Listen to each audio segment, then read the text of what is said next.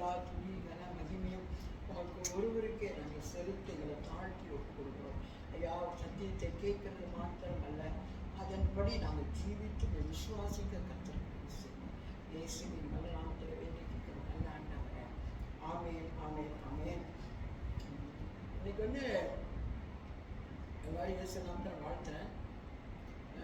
இன்னைக்கு நம்ம இந்த வேத புத்தகத்தில் 2 ராஜாக்கள் புத்தகத்தில் 5வது அதிகாரம். இந்த ஆண்டு என்ற ஒரு நார்மல் இந்த வார்த்தையை பேசிட்டு தான் இருக்கிறாரு. நல்லா ஜெபின் வார்த்தையை கொடுக்கும்போது நான் சந்தோஷமாக கேட்பேன். ஜெபினோட வார்த்தையை ரொம்ப பேர் கேட்குறாங்க. என்கிட்ட ரொம்ப சொல்லுவாங்க, ஐயோ மகன் அருமையாக பேசுகிற வார்த்தை ரொம்ப இஷ்டமாக நான் கேட்பேன்னு சொல்லுவாங்க. சரி, பிள்ளைங்களும் வளரணும் இல்லையா, அவங்களும் ஊழியத்தில் நிற்கணும். அப்போது நான் ரொம்ப இஷ்டமாக நான் கேட்பேன். இப்போ இந்த வாரம் அவரோட உடம்பு சரியில்லை. இன்னைக்கு இந்த வார்த்தை நான் கொண்டு வரவனே எனக்கு நாள் நாங்களே இன்னைக்கு ஆண்டோட காரியத்தை திரும்ப பண்ணதுனால இந்த வார்த்தையை கொடுத்துட்டேன். சரி, நான் 5வது அதிகாரத்தில் நான் படிக்கிறேன் கேளுங்க. சீரியா ராஜாவின் படைத்தலைவனாகிய நாகமான் என்பவன் தன் ஆண்டனிடத்தில் பெரிய மனுஷனும் எண்ணிக்கை உள்ளவனுமாய் இருந்தான். அவனை கொண்டு கர்த்தர் சீரியாவுக்கு ரட்சிப்பை கட்டளையிட்டார். மகாபராக்கிரமசாலியாகிய அவனும்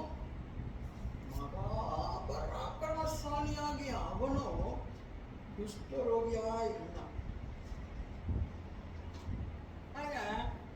நம்ம உலகத்தில் எவ்வளோ பேரை பார்க்குறோம், நம்ம கண்ணு பார்க்குது. ஐயோ இவ்வளோ பெரிய காடி போகிறவங்க, இவ்வளோ பெரிய வேலையில் இருக்காங்க, இவ்வளோ ஜனம் அவங்களுக்கு இருக்காங்க, பெரிய ஆலயத்தை கட்டி வச்சுருக்காங்க, பெரிய ஒரு முடி அவங்க செய்கிறாங்க, ஐயோ கடவுள் அவங்க அப்படி உயர்த்தி இல்லைங்க. இவங்களை பற்றிங்களா, இந்த சீரியா படைத்தலைவனாக இந்த நாகமான் இருக்காங்க, இவன் ரொம்ப திமிரு பிடிச்சிருக்கான். இவன் தன்னுடைய பலத்தை விட மாட்டான். யுத்தத்துக்கு போனால் வென்று தான் வருவான். பராக்கிரமசாலின்னா யாரும் தெரியுங்களா? நான் உன்னை பராக்கிரமசாலின்னு யார் ஆச்சாரியா சொல்லு.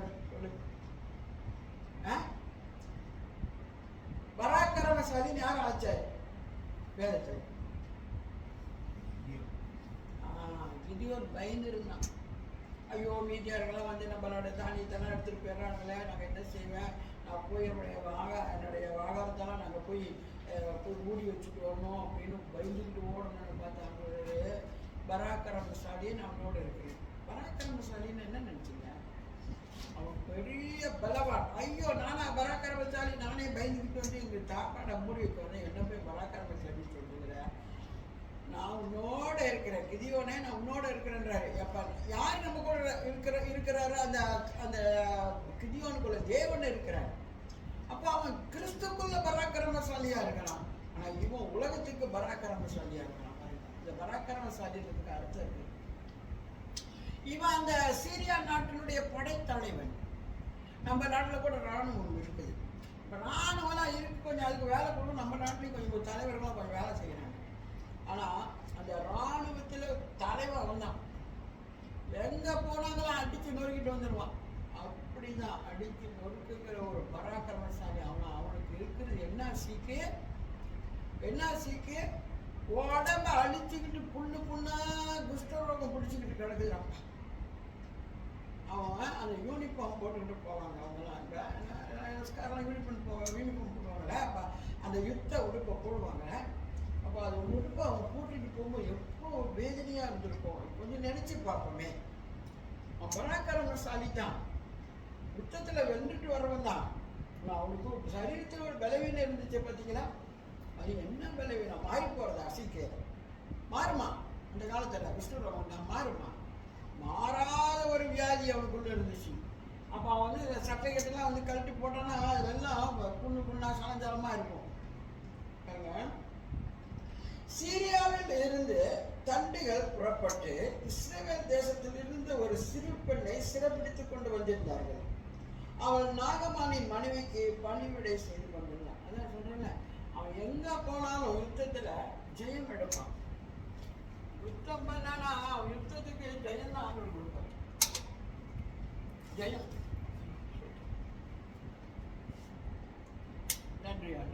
ஜெயம் எடுப்பான். எந்த நாட்டுக்கு போய் இஸ்ரவேல் ஜனங்க எப்படிப்பட்ட ஜனங்க, எப்படிப்பட்ட கர்த்தரால் தெரிந்து கொள்ளப்பட்டவங்க. ஆனா அவங்க சொல்றாங்க, அவங்க இஸ்ரவேல் தேசத்திலிருந்து ஒரு பெண்ணை சிறைப்பிடித்து கொண்டு வந்துட்டு சண்டைக்கு போயிட்டு அங்கெல்லாம் சண்டை போடலாம் போட்டு கொஞ்சம் ஆளை பிடிச்சி இழுத்து கொண்டு வந்து அவங்களுக்கு வேலைக்காரங்களா கொண்டு வந்துட்டான். அப்போ ஒரு சிறு பெண்ணாகிய ஒரு பெண்ணை வந்து அவங்க வீட்டுக்குள்ள வேலைக்காரியா வைக்கிறான். பாருங்களேன், 3வது வசனம் படிக்கிறேன். அவள் தன் நாச்சியாரை பார்த்து, என் ஆண்டவன் சமாரியாவில் இருக்க தீர்க்கதரிசி இடத்துல போவாரானால் நலமாய் இருக்கும், அவர் இவருடைய குஷ்டரோகத்தை நீக்கி விடுவார் என்றார். ஏங்க நம்ம என்ன நினைப்போம், இது சொல்லுங்க. அப்படி நம்ம வந்து சிறைப்பிடிச்சு அடிச்சு நொறுக்கி எல்லாம் கொஞ்சம் அடிச்சு தள்ளிப்படி நம்மளெல்லாம் வந்து கொண்டாந்து அவன் வீட்டுக்குள்ள வேலைக்காரியை கொண்டாந்து நம்ம வச்சுட்டானே, நாங்கள் இஸ்ரவேல் தேவனுடைய பிள்ளைகளாச்சே, இவன் இப்படி கொண்டாந்து எங்களை கூட போட்டானே, இவனுக்கு குஷ்டரோகம் சாவட்டும், இவன் உயிரோட இருக்கும் கொள்ளாது அப்படி தானே நம்ம நினைப்போம். நார்மலா திங்கிங் அப்படிதான் பண்ணுவாங்க. ஆனா இந்த பெண் வந்து அப்படி நினைக்கலங்க. ரொம்ப நல்ல பிள்ளை தான் இவன். பாருங்க, அவன் சொல்றான், தன்னுடைய நாச்சியாரன்றது வந்து அவங்களோட மனைவி கிட்ட சொல்றா, அம்மா ஐயா வந்து குஷ்டரோகத்துல இப்படி இருக்கிறாருமா, அவர் எங்க நாட்டுக்கு போனாருன்னா எங்க ஊர்ல ஒரு தீர்க்கதரிசி இருக்கிறாருமா, அவர் இவரை சுகப்படுத்துவாருமா அப்படின்னு சொல்றா அந்த பொண்ணு, அந்த நாகமான் மனைவி இருக்குல்ல.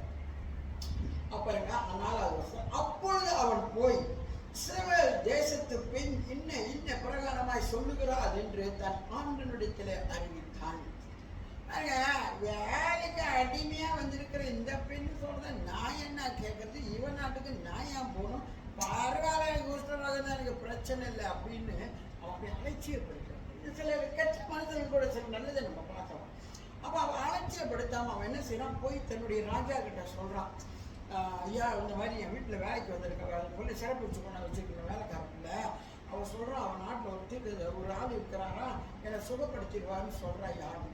அப்போ பாருங்க, அப்பொழுது சீரியாவின் ராஜா நல்லது போகலாம், இஸ்ரவேலின் ராஜாவுக்கு நிறுவம் தருகிறேன் என்றான். அப்படியே அவன் தன் கையில 10 தாலந்து வெள்ளியையும் 6000 சோக்கால் நிறைய பொன்னையும் 10 மாற்று வஸ்திரங்களையும் எடுத்துக்கொண்டு போய் இஸ்ரவேலின் ராஜாவிடத்துல அந்த நிருபத்தை கொடுத்தான். அதுல இந்த நிருபத்தை உம்மிடத்துல என் ஊழியக்காரனாகிய நாகமான் கொண்டு வருவான், நீர் அவன் குஷ்டரோகத்தை நீக்கிவிட அவனை உம்மிடத்துல அனுப்புகிறேன் என்று எழுதியிருக்கான். இவன் என்ன எழுதியிருக்கான், அந்த ராஜா சரி நீ போ, பரவாயில்ல, ஒரு குஷ்டரோகம் நீங்கன்னா சரி, நீ வந்து பயங்கரமான பணத்தலை உனக்கு இருக்கு நல்லது தானே, சரி போ, இந்த நான் உனக்கு லெட்டர் எழுதி கொடுக்குறேன், இவன் ராஜாட்ட கொடு. ராஜா லெட்டர் படிச்சுட்டான். படிச்சுட்டு 7வது வசனம், இஸ்ரவேலின் ராஜா அந்த நிருபத்தை வாசித்த போது அவன் தன் வஸ்திரங்களை கிழித்து கொண்டு ஒரு மனுஷனை அவன் குஷ்டரோகத்தில் நின்று நீக்கிவிட வேண்டும் என்று அவன் என்னிடத்தில் நிருபம் அனுப்புகிறதற்கு கொல்லவும் உயிர்ப்பிக்கவும் நான் தேவனா, இவன் என்னை விரோதிக்க சமயம் தேடுகிறான் என்பதை சிந்தித்து பாருங்கள் என்றான். லெட்டர் கையில கலந்து இவனுக்கு உயிரே இல்லை. என்னன்னா இந்த ராஜா நம்மளுக்கு இப்படி லெட்டர் கொடுத்துருக்கான், இந்த குஷ்டரோகத்தை நீக்கி விட்டு அவனை அனுப்புனே, நான் எங்க இந்த குஷ்டரோகத்தை நீக்குவேன், கொல்றதுக்கும் உயிர்ப்பிக்கிறதுக்கும் நான் என்ன தேவனா, எனக்கு இப்படி லெட்டர் வந்து என்கிட்ட பிரச்சனையை தேடுறதுக்குனே இதை கொடுத்துட்டானேன்னு ராஜா அழுந்து கதறாரு. அப்போ ராஜா அழுது கதறும் போது இஸ்ரவேலின் ராஜா தன் வஸ்திரங்களை கிழித்து கொண்ட செய்தியை தேவனுடைய மனுஷனாக எலிசா கேட்ட போது, அவன் நீ உன்னுடைய வஸ்திரங்களை கிழித்து கொள்வானேன், அவன் என்னிடத்துல வந்து இஸ்ரவேலின் தீர்க்கதரிசி உண்டு என்பதை அறிந்து கொள்ளட்டும் என்று ராஜாவுக்கு சொல்லி அனுப்பினான். அப்போ இந்த எலிசா என்ன செய்யறாரு, ஐயோ ராஜா கிட்ட லெட்டர் வந்தா ராஜா சட்டனா கிட்ட அழுகுறாரு, ஐயோ வம்பு தேடுறானே, என்கிட்ட பிரச்சனை தேடுறானேன்னு சொல்லி அதை கேள்விப்பட்ட சொல்றான். ராஜா ஆள் அனுப்புறான், நீ ஒன்றும் சட்டையெல்லாம் கிழிச்சிக்காத, அவன் இங்க இஸ்ரவேல் ஒரு தீர்க்கதரிசி இருக்கிறார் என்பதை அவனுக்கு அறிவித்திருந்து அவனை அனுப்பிவிடுன்னு சொல்லி எலிசா சொல்றாரு. அப்படியே நாகமான் தன் குதிரைகளோடும் தன் ரதத்தோடும் வந்து எலிசாவின் வாசற்படியிலே நின்றான். அப்பொழுது எலிசா அவனிடத்தில் ஆள் அனுப்பி, நீ போய் யோர்தானில் 7 தரம் ஸ்நானம் பண்ணு, அப்பொழுது ஒரு மாமிசம் மாறி நீ சுத்தமாவா என்று சொன்னான். அப்ப அவன் வந்து என்ன செஞ்சான், சரின்னு குதிரைகள்லாம் கொண்டு வந்த பொருள் வேலைக்காரங்க வந்து அவன் முன்னுக்கு வீட்டு முன்னுக்கு நிற்கும் போது அப்ப எலிசா சொல்றாரு, நீ போய் அந்த யோர்தான் நதி ஓடுதுல, அதுல போய் நீ 7 தடவை முழுகி எழுந்திரி, உனக்கு சுத்தமாயிரும், நீ சுத்தமாவாய், மாமிசெல்லாம் மாறி நீ சுத்தமாவா என்று சொல்ல சொன்னான். அதுக்கு நாகமான் கடும் கோபம் கொண்டு புறப்பட்டு போய் அவன் வெளியே வந்து நின்று தன் தேவனாகிய கர்த்தருடைய நாமத்தை தொழுது தன் கையினால் அந்த இடத்தை தடவி இவ்விதமாய் குஷ்டரோகத்தை நீக்கிடுவான் என்று எனக்குள் நினைத்திருந்தேன். இப்போ அந்த யோர்தான்ல போய் 7 பேர் முழுக்கி எழுந்திரி உங்களுக்கு சுகம் ஆயிரும், சரீரம் சுத்தம் ஆயிரும் எலிசா தீர்க்கதரிசி சொல்றாரு. இவன் சொல்றான், ஆனா போய் அந்த யோர்தான் போய் விழுணும், ஏன் நான் நினைச்சு வந்தேன் இந்த ஆள் வந்து என் கையை வச்சு எனக்கு சுத்தமாயிருன்னு சொல்லுவாரு, நான் சுத்தமாயிருவேன்னு நினைச்சேன். இவன் போய் அந்த யோர்தான் எப்படி இருந்திருக்கும், யோர்தான் எப்படி இருந்திருக்கும் இல்ல, நான் ஸ்நானம் பண்ண சுத்தமாய் இருக்கிறதற்கு இஸ்ரவேலின் தண்ணீர்கள் எல்லாவற்றை பார்க்கிறோம். தமஸ்குவில் நதிகளாகிய அப்னாவும் பர்பாரும் நல்லதல்லவோ என்று சொல்லி உக்கரத்தோட திரும்பினான். அப்போ அந்த யோர்தான் தண்ணி எப்படி இருக்கும்? ஏன் அதுல முழுக அவன் கஷ்டப்படுறான்? அழுக்கு தண்ணி. அது வந்து எல்லா அசலைகளும் அந்த தண்ணியில போகுது. ஆனா யோர்தான் வந்து ஒரு பலத்த ஒரு ஆறு, ஆனா அதுல போறதெல்லாம் அழுக்கு தண்ணி.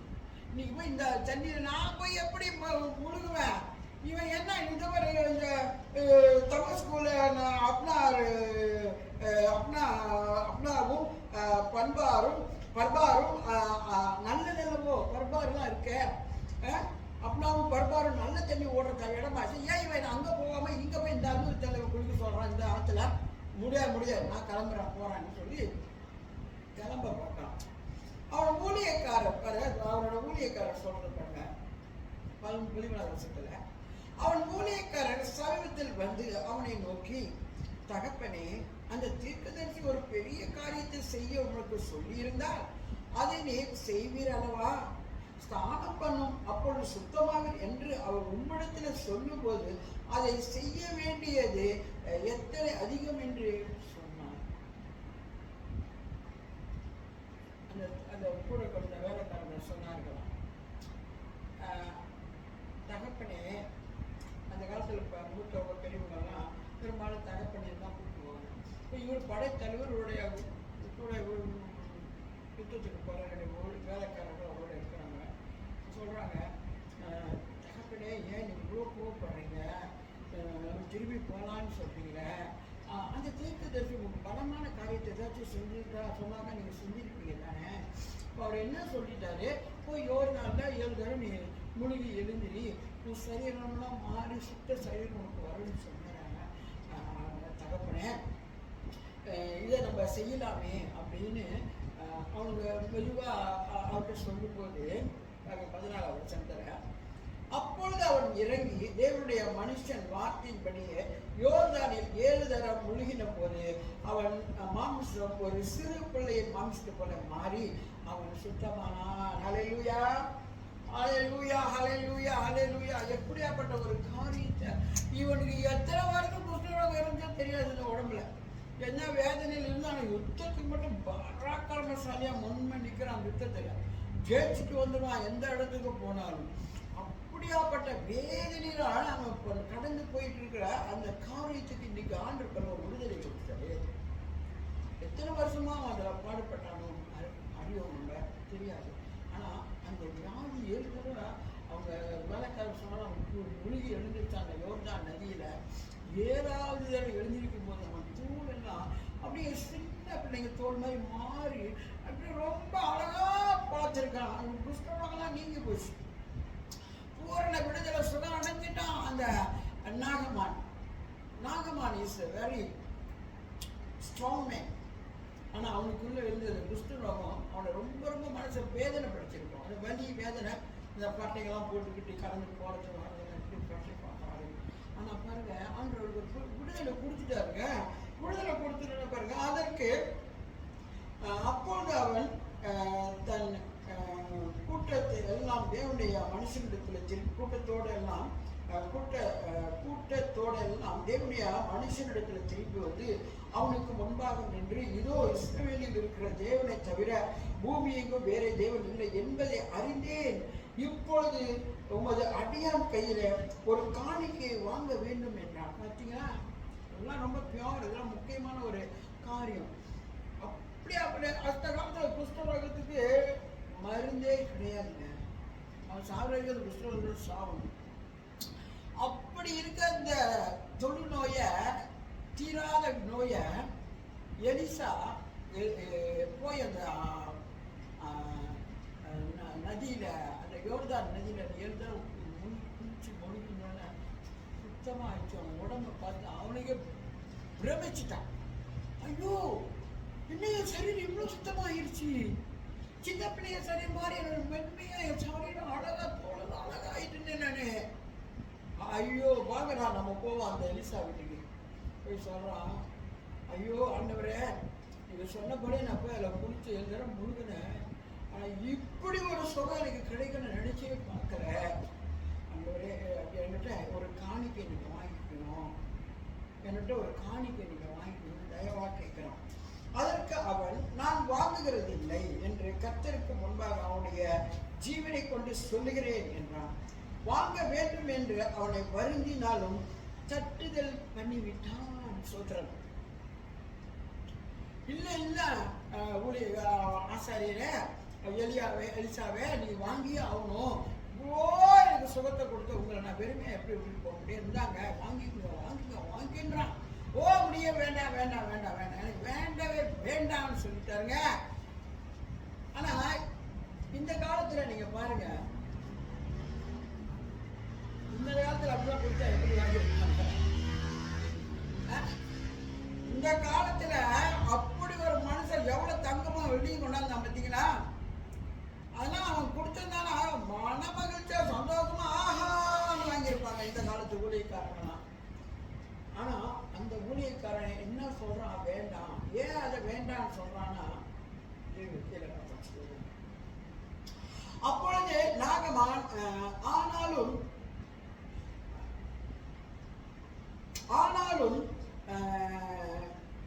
2 கேவேறு கழுதிகள் சுமக்கத்தக்க 2 பொதிமண் உமது அடியானுக்கு கட்டளையிட வேண்டும்.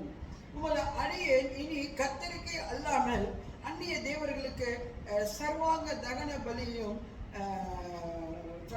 தகனத்தையும் பலியையும் செலுத்துவதில்லை. அவன் சமரிய நாட்டுக்காரங்க விக்கிர ஆராதனை பண்றவங்க. அவங்களுக்கு ஒரு சாமி இருக்கு, கோயில் இருக்கு, ராஜா கூட போவான், அந்த கோயிலுக்கெல்லாம் போய் சாமி கும்பிடுவான். அப்படி ஒரு பக்தியா விக்கிரங்களை ஆராதிச்சுட்டு வந்தவளா அந்த நாகமான்.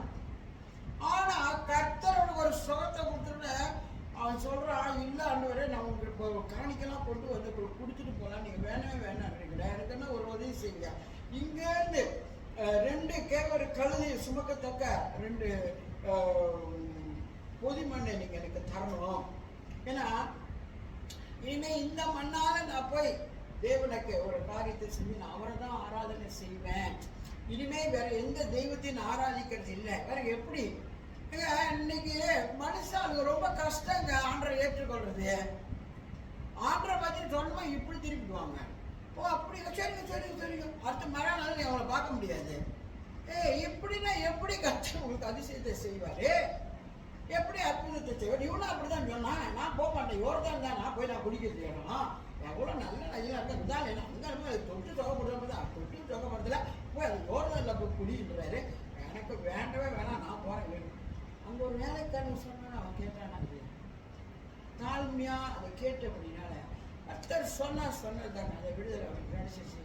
இப்போ சொல்கிறான், நான் இந்த தெய்வனை தான் வணங்குவேன், இவர் தான் என் தெய்வம், எனக்கு சுகப்படுத்தவர் தான் என்னுடைய தெய்வம்னு சொல்லி அவன் மண்ணு கேட்டு அங்கே போய் அதில் போய் நான் ஒரு அதை கட்டி நான் அங்கே ஆண்டவர் தான் ஆராதிப்பேன் சொல்கிறான்.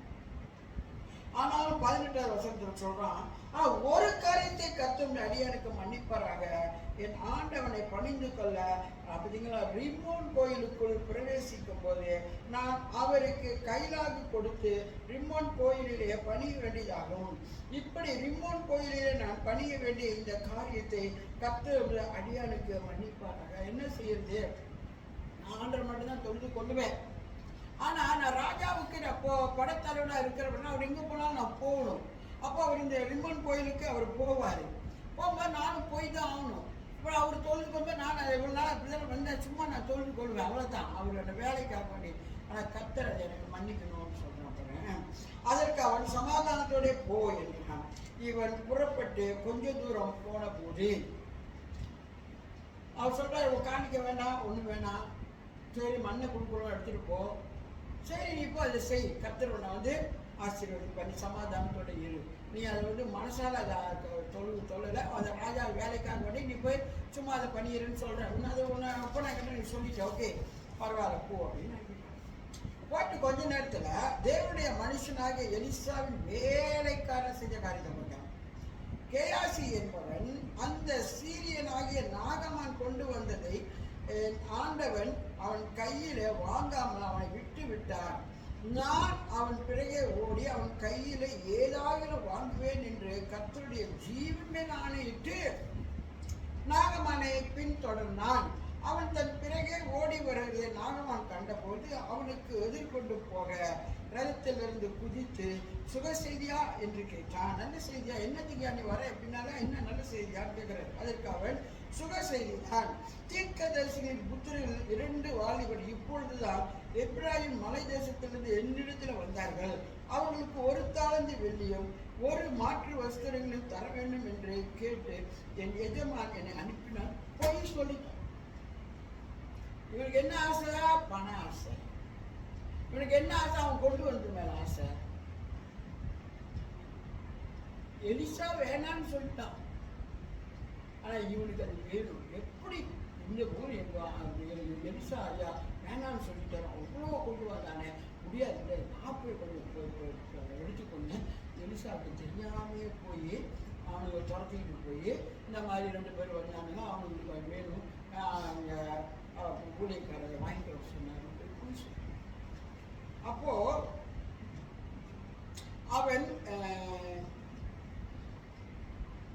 அவன் மேட்டண்டைக்கு வந்த போது அவர்கள் கையில் இருந்து 23 அதற்கு நாகமான் தயவு செய்து 2 தாலந்தை வாங்கிக்கொள் என்று சொல்லி அவனை வருந்தி 2 தாலந்து வெள்ளியும் 2 பைகளில் 2 மாற்று வஸ்திரங்களையும் கட்டி அவனுக்கு முன்பாக சுமந்து போக தன் வேலைக்காரரான 2 பேர் மேல் வைத்து அவன் மேட்டண்டைக்கு வந்தபோது அவன் அதை அவர்கள் கையில் இருந்து வாங்கி வீட்டில் வைத்து அந்த மனுஷரை அனுப்பிவிட்டான். அவர்கள் போய்விட்டார்கள். திருட்டுதல் தானே பண்ணான். எலியாவுக்கு தெரியாம, எலிசாவுக்கு தெரியாம இவன் திருட்டுதனை பண்றான். போய் எலிசா கேட்கறான், இவன் போய் கேட்டு வாங்கிட்டு வரான். வாங்கிட்டு வந்தான். அவன் சொல்றான், இன்னும் என்ன நீ 1 பேக்கை கேட்கற, 2 பேக் எடுத்துக்கோ, 2 பேக் எடுத்துக்கோ. அவங்க வேலைக்காரங்க தோல் மேல வச்சு போய் அனுப்பி விடுறான். அப்படின்னா போய் அவன் நைஸா எல்லாம் வாங்கி வீட்டுக்குள்ள வச்சுட்டு வர நைஸா எலிசா முன்னுக்கு வராரு. பாருங்க 25. பின்பு அவன் உள்ளே போய் தன் எஜமானுக்கு முன்பாக நின்றான். கேயாசியே எங்கே இருந்து வந்தா என்று எலிசா அவனை கேட்டதற்கு அவன் உமது அடியான் எங்கும் போகவில்லை என்றான். எலிசாக்கு எல்லாமே தெரியும் ஆவியில. அவர் நல்லா பகுத்தறியவர். ஒரு யுத்தத்துக்கு நீங்க படிச்சிருப்பீங்க. ஒரு யுத்தத்துல அந்த ராஜாவுக்கு எலிசா என்னென்ன ஒன்று செய்ய போறானோ எல்லாத்தையும் சொல்லி சொல்லி அனுப்புவான். இந்த இடத்துக்கு போகாதீங்க, அவன் யுத்தத்துக்கு வர போறான், இது செய்ய. அப்ப ராஜாவுக்கு கேட்பாரு, யாரும் இங்கிருந்து போய் அந்த ராஜாட்ட எதை போய் சொல்லுறீங்க, ஒரு ஆள் நம்ம கிட்ட இருக்கு. இல்லை அந்த தீர்க்கதரிசி அந்த எலிசா எல்லாமே அறிந்து கொள்வான், அவன் தான் அதை போய் சொல்றான். அறையில என்ன பேசுனா கூட அது அவனுக்கு தெரியும்னு சொல்லுவாங்க. நீங்க படிச்சிருப்பீங்க. அப்போ இவனுக்கு எல்லாமே தெரியும். இவன்கிட்டயே வேஷம் போடுறான் வேலைக்காரன். ஐயோ நான் இங்கதான் இருந்தேன், நான் எங்கேயும் போலாண்டவரேன், இங்கதான் இருந்தேன். கீழே என்ன சொல்றாரு அவர்? அப்பொழுது அவன் இவனை பார்த்து அந்த மனுஷன் உனக்கு எதிர்கொண்டு வர தன் ரதத்தில் இருந்து இறங்கி இறங்கி திரும்புகிற போது என் மனம் சொல்ற மாதிரி இது ஒரு முக்கியமான ஒரு காரணம். என் மனம் உன்னுடனே கூட செல்லவில்லையா? பணத்தை வாங்குகிறதற்கும் வஸ்திரங்களையும் ஒலிவ தோப்புகளையும் திராட்சை தோட்டங்களையும் ஆடு மாடுகளையும் வேலைக்காரரையும் வாங்குகிறதுக்கு இது காலமா? இது காலமா? இது எப்படி நம்ம சுவிசேஷத்தை நம்ம ஆர்டர் குறித்து நம்ம எல்லாம் புறஜாதிங்க அவங்க எப்போ பார்த்தா நம்மகிட்ட சண்டைக்கு வந்து நம்மளை தோக்கடிச்சு நல்லா மேலங்கா கொண்டு அங்கே வச்சிருக்கானே அவனுக்கு நம்ம ஆர்டர் யார் என்பதை காண்பிக்கிறதுக்கு தானே நான் அவனுக்கு ஒன்றுமே வாங்கலை. அவன் ஆர்டர் தெரிஞ்சுக்கொள்ள அவன் காணிக்க வாங்கியிருந்தான்னு வச்சுக்கங்க, அவன் அந்த இடத்துல இந்த மண்ணை கூட கேட்டிருக்க மாட்டான். உண்மையா இல்லையா? அவன் காணிக்க வாங்காதபடி தான் அவன் ஆர்டர் பண்ணிட்டு அவனுக்கு ஒரு பக்தி வைராக்கியம் வந்துச்சு. நான் வந்து இதெல்லாம் வாங்கறதுக்கு இது காலம் இல்லை. நீ போய் என்ன பண்ண கேசி போய் அவனை போய் நிப்பாட்டி நான் எல்லாம் கேட்டேன்னு வாங்கிட்டு வந்து வீட்டில் வச்சு நீ வரையும் என் மனம் உன்னோட வரலையா நீ போகும்போதுன்றார். பார்த்தீங்களா? அல்லேலூயா. அவரோட வேலைக்காரன் என்ன செஞ்சாலும் அவருக்கு தெரியும். அவருடைய ஜனங்க, அவருடைய எதிரிங்க, அவருடைய ராஜாக்கள் என்ன செய்யறாங்கன்னு எல்லாமே எலிசாவுக்கு தெரியும். அப்படி எனக்கே உன்னை எல்லாம் தெரியுமே, நீ என்கிட்டயே போய் சொல்றியா? போய் அவங்ககிட்ட இருந்தெல்லாம் வாங்கிட்டு போய் வீட்டில் வச்சுட்டு நீ வந்து என்கிட்ட போய் சொல்றியா கேட்குற கீழே. ஆகையா 27 வசனத்தில் சொல்றாரு, நாகமானின் குஷ்டரோகம் உன்னையும் உன் சந்ததியும் என்றென்றைக்கும் பிடித்திருக்கும் என்றான். உடனே அவன் உறைந்த மலை நிறமான குஷ்டரோகியாகிய அவன் சமூகத்தை விட்டு புறப்பட்டு போனான். ஆகையால் நாகமான் குஷ்டரோகம் உன்னை உன் சந்ததியும் என்றென்றைக்கும் பிடிக்கும் என்றான். உடனே அவன் உறைந்த மலை நிறமான குஷ்டரோகியாகி அவன் சமூகத்தை விட்டு புறப்பட்டு போனான். நம்ம நினைக்கிறோம் ஜெயகம் பிள்ளைங்கிட்ட நம்ம பேசுறது, ஏற்று நிற்கிறது, அவரை போய் பேசுறது, சண்டை பண்ணுறது லேசான காரியமா இல்லை. அதுக்கு அவர் சொல்றார், ஜபரே நான் என்னத்துக்கு இதெல்லாம் வாங்காம தான் அவன் என் ஆண்டை வந்து தெரிஞ்சுக்கணும். இது காலம் இல்லை. பணத்தை வாங்குறதுக்கோ சொத்தை வாங்குறதுக்கோ நிலத்தை வாங்குறதுக்கோ அதெல்லாம் இது காலம் இல்லை. ஆடை வாங்க மாடை வாங்குற காலம் இல்லை. அதனால தான் நான் வாங்கலை. நீ ஏன் போய் வாங்கின? நீ இப்படி போய் எங்கிட்ட போயிட்டு வந்து என்ன பொய்ய வர நீ சொல்றியா? அந்த நாகமானுக்கு இருந்துச்ச குஷ்டரோகம் அது உனக்கோ உன் சந்ததிக்குமே வரணும்னா உடனே அவன் வெண் குஷ்டரோகமா ஆகிட்டான. அந்த குடும்பமே அந்த சந்ததிக்கு அந்த குஷ்டரோகத்தை எலிசா கட்டளையிட்டாங்க. இதுக்கு மேல அவனுக்கு ஒரு விடுதலை இருக்குமா? இனிமேல் குஷ்டரோகம் படிச்ச குடும்பமா தான் அவன் வாழ முடியும். பாருங்க, நம்ம தேவனுடைய பிள்ளைங்க, நம்ம என்ன செஞ்சாலும் தேவன் நம்மளை பார்த்துக்கிட்டே இருப்பாரு. நம்ம மனுஷங்கிட்ட போய் சொல்லலாம், நான் அங்கே போயிட்டு நான் போகலன்னு சொல்லலாம். ஆனால் கர்த்தர் பார்க்குற, நீ போய் சொல்றியா? ஆண்டவர்கிட்ட டீல் பண்ணுவாரு. நீ செஞ்சு கொடுத்தது இல்லைன்றியா? நீ பொய் உரைக்கிறியா? நீ என்ன பண்ணிக்கிட்டு தெரியற? இல்லை நான் கருத்து நம்மளை கேட்பாருங்க. அதனால தேவ பிள்ளைகளாகிய நாம யாரையும் பார்க்கக்கூடாது. ஆண்டரை மாத்திரம் தான் நம்ம பார்க்கணும். அவருதான் என் முன்னால் இருக்கிறார். அவருக்கு நான் உண்மையா இருப்பேன், அவருக்கு நான் உத்தமமா இருப்பேன், அவர்கிட்ட நான் பொய் உரைக்க மாட்டேன், அவர் வேலையில நான் உண்மையா இருப்பேன், நான் உத்தமமா இருப்பேன். அவர் என்னை பார்த்து ஓ நீ நல்ல ஒரு ஊழியக்காரன் அப்படின்னு அவர் என்னை கரம் கொடுத்து என்னை பலப்படுத்தணும். அதுக்கு தான் என்னுடைய ஊழியத்தை நான் ஆண்டவருக்கு ஒப்பு கொடுத்தேன். கர்த்தர் அதுக்கு தான் எங்களை அழைச்சிருக்காரு. அதில் நம்ம உண்மையா இருக்கணும். எலிசா அப்படி உண்மையா இருந்தாரு, எலியா எப்படி உண்மையா இருந்தாரு, எலிசா எப்படி உண்மையா இருந்தாரு. அவரு வேலைக்காரங்க கையாசிங்க அந்த புத்தி வந்தனால அவனுக்கு என்னாச்சு? குழுவுமே குஷ்டரோகமா கட்டளைட்டாங்க. நம்மளும் இந்த வார்த்தை ரொம்ப ரொம்ப யூஸ்ஃபுல்லான ஒரு வார்த்தை. இது வந்து நம்மளுடைய வாழ்க்கையில் நம்ம கர்த்தருக்கு உண்மையா இருக்கணும். அவருடைய வார்த்தைக்கு நம்ம கீழ்படுத்திருக்கணும். திருட்டு புருட்டு பொய் புத்தகம்லாம் நம்ம பண்ணி தெரியக்கூடாது அப்படின்னு நம்ம ஆண்டவர் நம்ம ஒப்பு கொடுக்கணும். நன்றி ஆண்டவரே, நாமத்தை உயர்த்துகிறேன், நன்றி செலுத்துகிறேன். நாளில் நீ பேசின அந்த வார்த்தைக்காக நன்றி. எங்களை மறைத்து நீர் இந்த வார்த்தை எங்களுக்கு தந்தபடினால நாங்களும் ஆண்டவரப்பா எல்லாவற்றிலும் உண்மையாக இருக்க கிருபைத்தார்கள் ஆண்டவரே. இந்த சமூகத்தில் எங்களை ஒப்பு கொடுக்குறீங்க. குடும்பத்தில் இருக்க ஒவ்வொரு, எங்கள் சபையில் இருக்க ஒவ்வொருத்தரும் ஆண்டவரே எங்கள் ஜனங்கள் எல்லாம் நமக்கு உண்மையாக இருந்து ஆண்டவரே பொய் பித்தலாட்டம் ஆண்டவரே பேசாதபடி எல்லாவற்றையும் தேவனுக்கு பயந்து ஜீவிக்க கிருபை செய்யுங்க. கர்த்தருக்கு பயப்படுகிற மேலேயே உன் கிருபை இருக்குன்னு சொன்னீங்களே, அந்த பயத்தோடு நாங்கள் செயல்பட அவர்களுடைய செய்யப்பா. இயேசு கிறிஸ்துக்கு வல்லமையுள்ள நாமத்தில் எங்களை தாழ்த்தி உயர்த்தி வேண்டி ஜெபிக்கிறேன். ஜீவனுள்ள நல்ல தகப்பனே, ஆமென், ஆமென்.